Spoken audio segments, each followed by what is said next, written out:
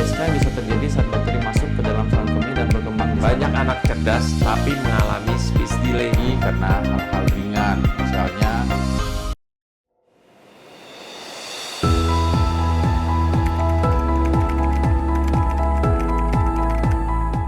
Halo dokter, apa kabar? Halo, baik. Sahabat Arya sendiri bagaimana kabarnya? Baik dong dok. Dok, tanya-tanya boleh nggak dok? Boleh.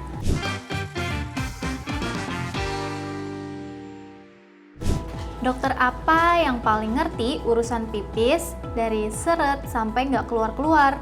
Urologi. Kalau ginjal ngambek, muncul batu dan pipis jadi drama, kita harus ke dokter apa ya dok? Ke dokter urologi dong. Nah, kalau dokter yang menangani disfungsi ereksi itu dokter apa ya dok? Urologi juga. Spesialis apa yang kerjanya ngurusin saluran kencing dan organ vital pria? Urologi. Dokter apa yang sering dengar keluhan, dok pipis saya kok aneh ya? Dokter urologi. Kalau urusan prostat, kandung kemih sampai batu ginjal, satu pintu kemana ya dok? Bidang urologi juga itu. Oke, urologi itu apa sih dok sebenarnya? Dokter urologi itu adalah spesialis medis yang menangani masalah pada sistem saluran kemih seperti ginjal, ureter, kandung kemih, dan uretra pada laki-laki dan perempuan. Oke, boleh kenalan nggak dok? Dokter tuh dokter apa dan kesehariannya apa aja sih?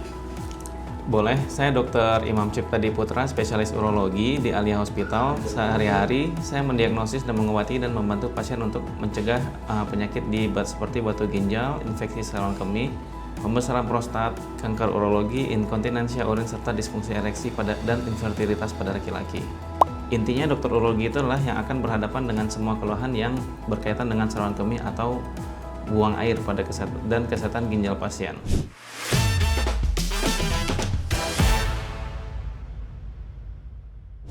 Dok, mitos atau fakta infeksi saluran kemih atau ISK itu hanya dialami oleh perempuan?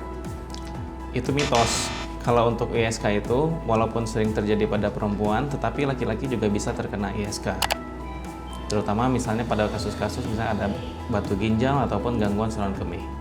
Mitos atau fakta dok, kalau buang air kecil atau BAK, perih itu normal dan nantinya bisa sembuh sendiri?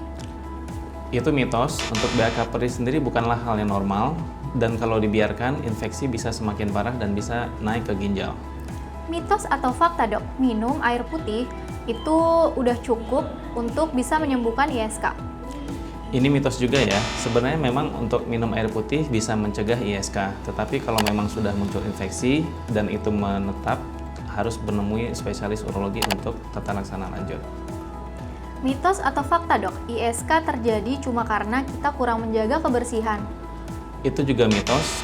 Kebersihan memang penting, tapi ISK juga disebabkan oleh faktor-faktor lainnya seperti misalnya ada batu ginjal atau misalnya ada sering menahan buang air kemih dan daya tahan tubuh menurun. Kalau ini mitos atau fakta dok?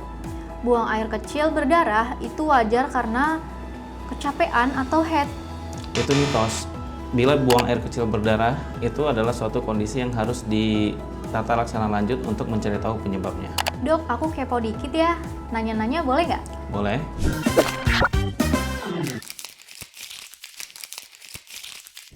Jadi, infeksi saluran kemih itu apa sih dok?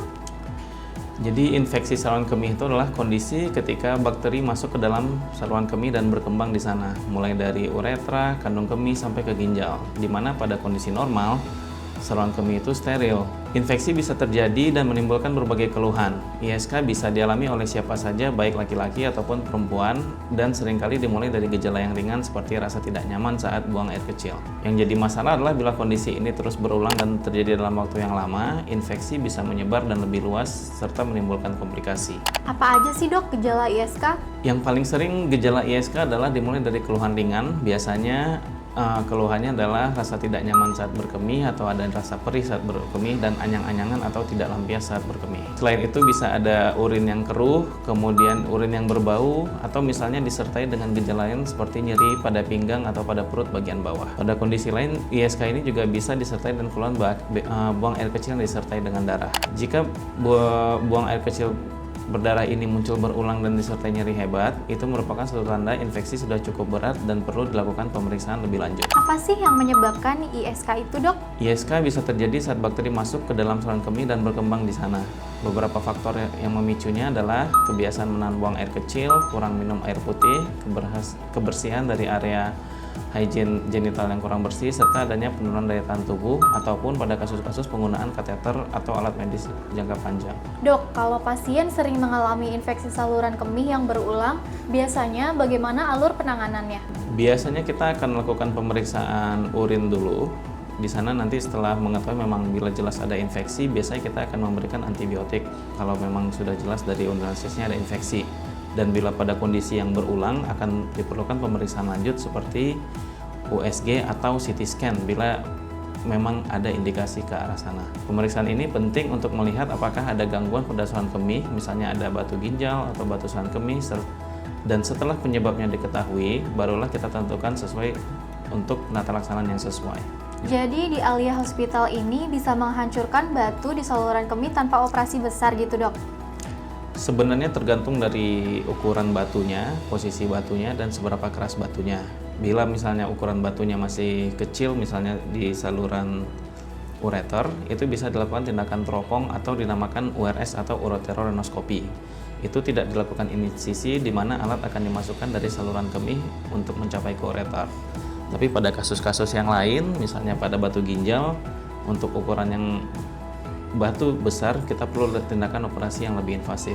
Selain itu, kalau untuk batu kandung kencing atau batu buli, bila ukurannya masih kecil kita bisa lakukan juga secara endoskopi. Dok, bagi-bagi tips dong, Dok.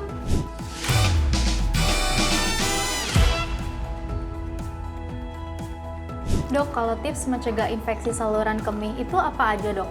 Oke, tips untuk mencegah infeksi saluran kemih adalah dengan minum air putih yang cukup setiap hari, minimal 2 liter sehari, jangan menahan buang air kecil. Dan yang paling penting adalah bila memang sudah ada keluhan buang air kecil yang dirasakan perih, tidak nyaman, dan itu tidak mengalami perbaikan, segera menemui dokter urologi. Wah, jadi gitu ya, Dok. Terima kasih, Dok, penjelasannya. Ya, sama-sama. Semoga informasi tentang infeksi saluran kemih ini dan penanganannya bermanfaat untuk sahabat Alia. Sampai jumpa di episode berikutnya. Tetap jaga kesehatan, terapkan pola hidup sehat, dan jika memerlukan penanganan yang lebih baik, lebih cepat dan terjangkau, ingat Alia Hospital. Alia Hospital Jakarta Timur, Care with Heart.